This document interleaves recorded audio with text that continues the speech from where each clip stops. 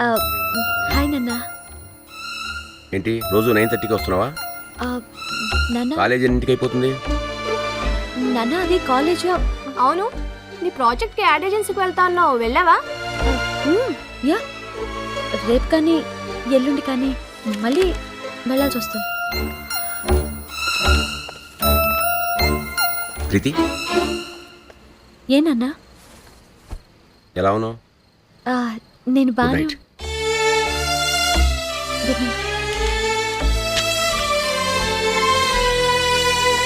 ఎలా ఉన్నావు? ఇప్పుడు అడుగుతావేంటి? ముందే అడగాలి కానీ. సచిన్ అని ఒక అతని గురించి చెప్పానే, అతనికి నేనంటే చాలా అభిమానం. నువ్వంటే అభిమానం కాదురా, నీ చేతిలో లాటి అంటే భయం అంతే. సచిన్ చూస్తున్నాడు, సెలెక్ట్ చేయాలి.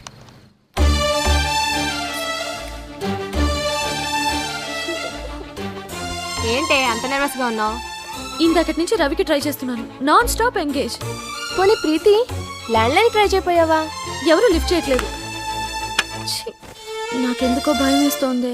ఇప్పుడు ఏమైందని అంత భయపడుతున్నావు? అబ్బా, నీకు చెప్పిన అర్థం కాదు. రవి, నేను నిన్ను అర్జెంట్గా కలవాలి. నేను మళ్ళీ చూడాలనిపించే వెనక్కి వచ్చేసాను. ఎక్కడున్నావు నువ్వు? మీ ఇంటి బయటే, నీ రూమ్ కిటికీలో చూడు, కనిపిస్తాను. హే, నువ్వు అక్కడే ఉండు, నేను ఇప్పుడే వస్తున్నా.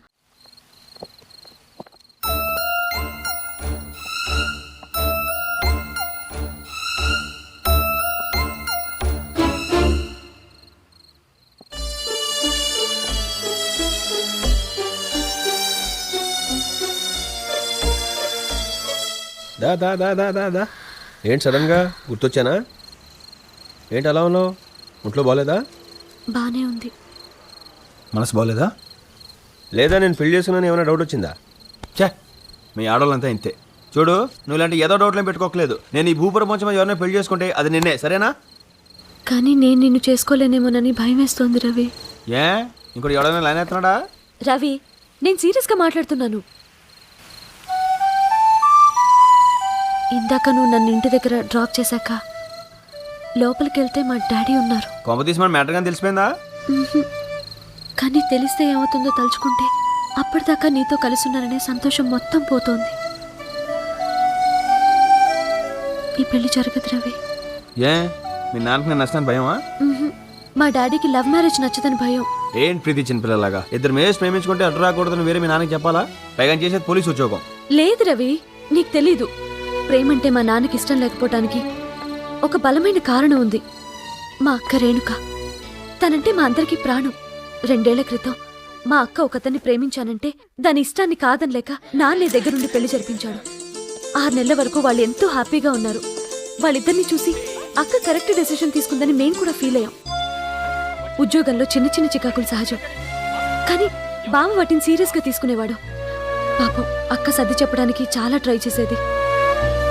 కెరీర్లో సక్సెస్ లేదని, తన్నెవరూ అసలు అర్థం చేసుకోవట్లేదని ప్రతి చిన్న విషయానికి ఫ్రస్ట్రేట్ అవుతూ ఉండేవాడు. అదంతా ఇంటికొచ్చి పాపం అక్క మీద చూపించేవాడు. ఒకరోజు ఏం జరిగిందో ఏమో కానీ మా రేణుకక్క మంటల్లో కాలిపోయింది. అది ఆత్మహత్య అని అతనంటాడు, కాదు హత్య అని నాన్నంటాడు. ఇదేమైనా అక్క ఇంకా మాకు లేదన్నది మాత్రం నిజం. ఆ క్షణమే అక్కతో పాటే నాన్నకి ప్రేమ మీద నమ్మకము చచ్చిపోయింది, గౌరవం పూర్తిగా పోయింది. ఇక మిగిలిందల్లా కోపం, అసహ్యం. He just hates love. He hates love.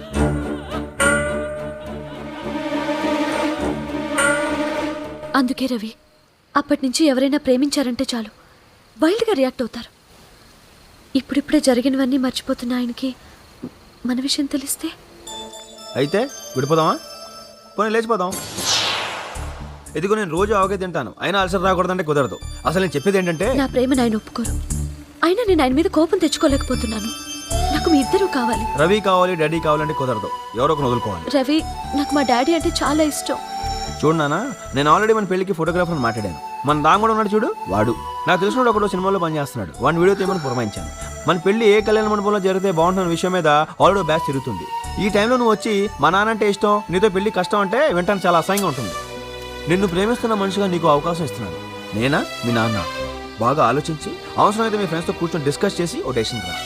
ఇది లైఫ్ అండ్ డెత్ మ్యాటర్ కాబట్టి నువ్వు అవునని వెంటనే చెప్పక్కర్లేదు. ఒక గంటన్నర బాగా ఆలోచించి నాకు ఫోన్ చేయి. Okay? Ravi try to understand please. Preethi Ravi plus Preethi minus మీ daddy is equal to happiness. Guarantee నాకు. రవి నన్ను అర్థం చేసుకో రవి ప్లీజ్. రవి అర్థం చేసుకో రవి.